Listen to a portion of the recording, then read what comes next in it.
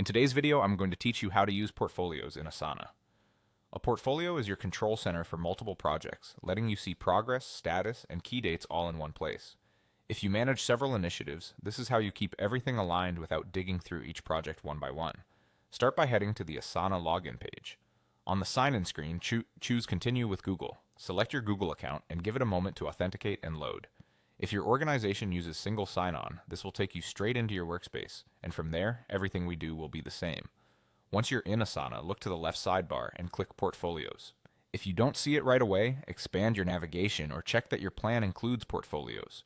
This takes you to your Portfolios home, where you can create and manage collections of projects. Click Create Portfolio.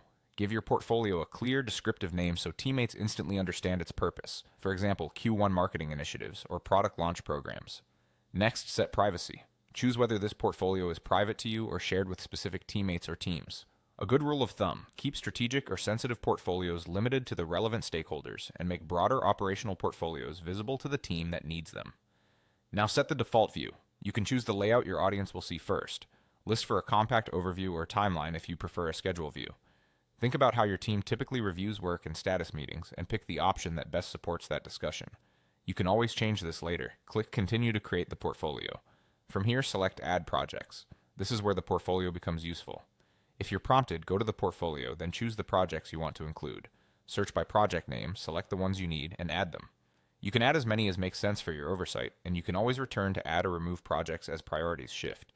Once the projects are in, your portfolio will display real-time status, owners, due dates, and progress all in one dashboard. Use this view to spot risks early, align timelines, and keep leaders informed. As a tip, maintain consistent project fields and update statuses regularly. Your portfolio is only as accurate as the projects feeding it. And that's it. You've logged in, opened portfolios, created one with the right name and privacy, set a default view, and added the projects that matter.